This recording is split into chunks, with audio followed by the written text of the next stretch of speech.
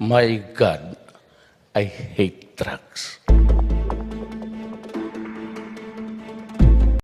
Papatiin ko si Secretary Duque at kinamayan ko siya. Sabi itong si Paras, ay gusto akong kamayan. So sinabi ko sa kanya, ang lakas naman ang loob mo. Kinasukasuhan mo ako tapos makikipagkamay ka sa akin. Wala ko na lang. Dinuro ba niya? Dinuro mo?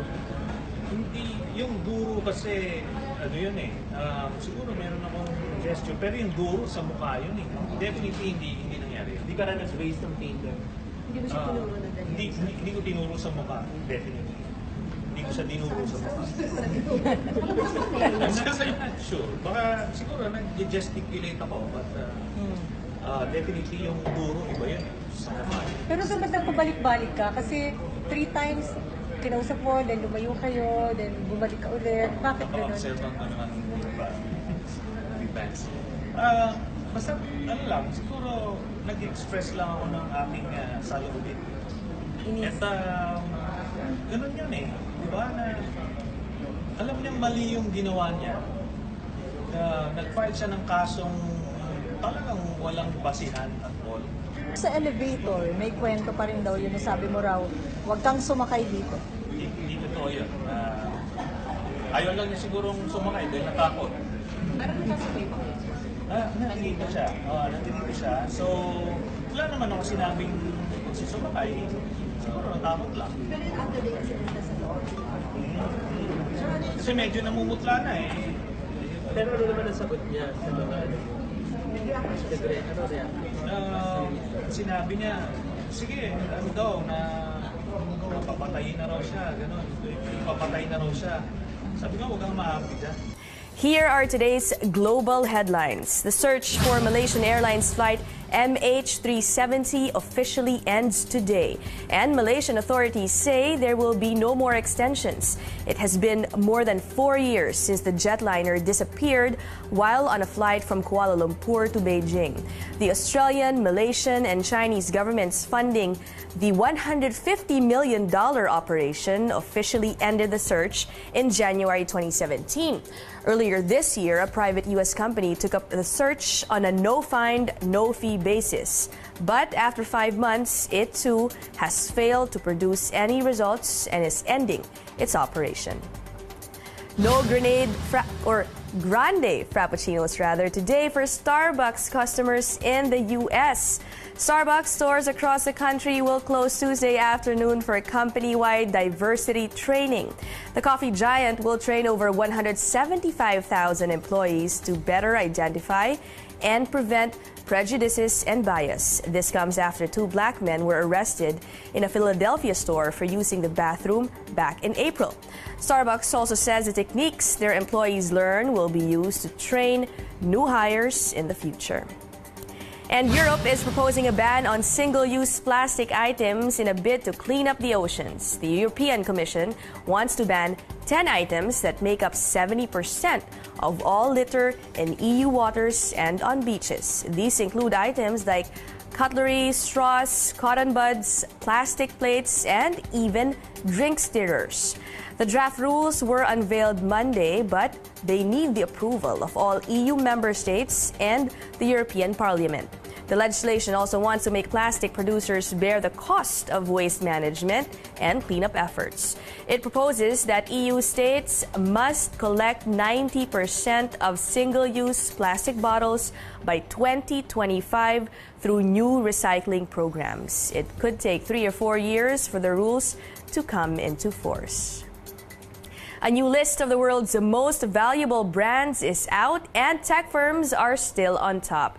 Search giant Google is still number 1, followed by Apple, Amazon, and Microsoft. Also on the list are Facebook, Visa, and telecoms firm AT&T. The only food company to make it on the list is McDonald's. For the first time, 2 Chinese companies are among the world's top brands.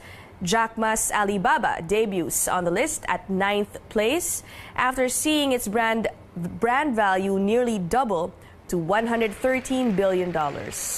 Another Chinese firm, Tencent, broke into the list last year and is now in 5th place. The Brand Z ranking is published annually. Google has been at the top of this list for 8 of the past 12 years. This is Newsnight, where we go above and beyond the headline. Former Health Secretary Janet Garin and former PhilHealth President Alex Padilla allegedly diverted over 10 billion pesos in PhilHealth funds without the board's approval, affecting the agency's fund life. PhilHealth Executive Vice President and CEO Ruben Basa told lawmakers Garin and Padilla asked the Budget Department in 2015 to release the 10.6 billion peso fund to the Health Department to augment its health facilities enhancement program. The money was supposed to fund the premiums of senior citizens included in PhilHealth's coverage. Because of the transfer, Basa says PhilHealth was forced to spend its reserve fund, which he said affected the longevity of the agency's funds. Management found that there was no valid waiver by PhilHealth of the 10.6 billion Senior Citizens Fund in consideration that the matter was not presented nor approved by the PhilHealth Governing Board of PhilHealth. It was only about a year later when DBM wrote PhilHealth that actually wala na po kaming inaasahan. Nakabawas siya sa sustainability ng programa, nakabawas siya sa reserve funds. So ngayon, kung kumain noong 2015, dahil sa binayaran natin sa senior citizens sa reserve funds. Tourism Secretary Bernadette Romulo Puyat gets the nod of the Commission on Appointments. The Commission approved her appointment as Tourism Chief this morning. In her opening remarks, Puyat vowed to boost the tourism industry as a key economic driver. She also promised to work closely with the Boracay Task Force and carry out the farm tourism law, among other things. The 49-year-old took her oath of office last May 14th. She replaces Wanda Tulfo Teo, who resigned in the wake of a supposed questionable multi-million peso tourism department ad on her brother's program on the government-owned TV station. Examinees from the provinces dominate this year's Certified Public Accountant Licensure examination. The top 2 came from St. Paul's School of Professional Studies in Palo, Leyte. They were top-notchers Jason Ong Chan, who scored 92.5%, and Jomari Abelyar, who scored 91.67%. The Professional Regulation Commission said over 2,800 takers out of the more than 9,000 passed the examination. For the full list of the CPA licensure exam passers, visit cnnphilippines.com. The current National Housing Administration chief admits there was failure in the design of stilt houses and footbridges built for victims of the 2013 Zamboanga City siege. NHA General Manager Marcelino Escalada says the materials used were not appropriate for the stilt houses and footbridges. He adds the houses deteriorated rapidly because of exposure to heat and water. NHA architect Maria Alma Valenciano explains the materials they ended up using were not part of the original plan. Originally talaga, we designed it to be concrete. Kaya lang, when we came up with the computations, we can only generate 933 units, vis-a-vis the need of more than 3,240 units, Your Honor. Kaya we wrote the PWH that we need 1.2 billion in order for us to meet the target number for the houses on stilts that will be using concrete. But we have not received any response, and so we have housing on stilts in our IP housing, Your Honor, and they have been built since 2012. 2014 na po pinag-uusapan, wala po kaming narinig na any accident or any disastrous doon sa aming housing on stilts na nakalubog naman po sa water. So, we nag-decide po ang ating DPWH na i-approve na wood na po ang gagamitin doon sa housing on stilts. In April, politicians fell into murky water after a footbridge collapsed while they were inspecting the stilt houses in Zamboanga City. Escalada says he has ordered his agency to redesign the stilt houses and bridges. He admits if the problem is not addressed, the structures may collapse in the future. Time now for the latest in sports. Gila standout Kiefer Ravena is mired in controversy after basketball's governing body suspended him for 18 months for failing a drug test. While the substances he tested positive for are not illegal drugs, TAK0T Talk host Dr. Freddy Gomez explains why these are banned and how the substances affect an athlete's body. Our Pauline Versosa has this report. Basketball phenom Kiefer Ravena's 18-month suspension from all FIBA-sanctioned games came after he tested positive for 3 substances prohibited by the World Anti-Doping Agency, or WADA. Ravena claims he was unaware that these substances were in a pre-workout drink he took during a FIBA World Cup qualifier game against Japan in February. MedTalk Health Dr. Freddy Gomez explains how these specific substances affect an athlete's body.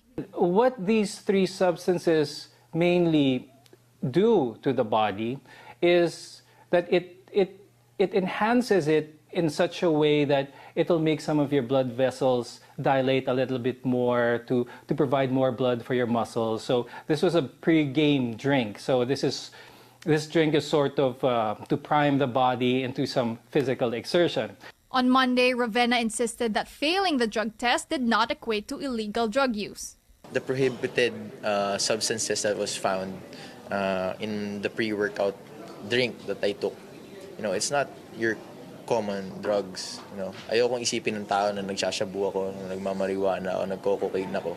But because of the enhancing qualities of these substances, WADA included them in their prohibited list, which Dr. Gomez says promotes regulation. The spirit of the World Anti-Doping Association is for athletes who play at a worldwide stage, which Kiefer was playing in at FIBA, to make it as an even playing ground as possible. PBA Commissioner Willie Marshall disclosed that the PBA does not test for performance-enhancing drugs, but rather for social drugs. Moving forward, several sports committees in the country are now looking at this incident as a step towards proper drug awareness and promotion. Advocacy, an awareness program to really make all athletes aware. We will use the best ambassador for this, and it's really Kiefer. And we will use him to share his experience, talk to other athletes on what not to do. Meanwhile, Ravena is seeking clarification from FIBA about his eligibility to play in the PBA. Pauline Versosa, CNN Philippines.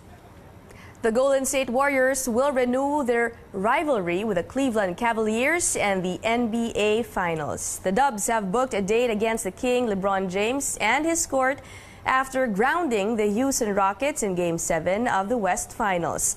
Another come-from-behind win here by the defending champs.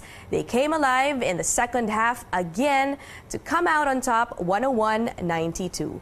This is Golden State's 4th straight Western Conference title and their 4th straight showdown against the Cavs in the finals.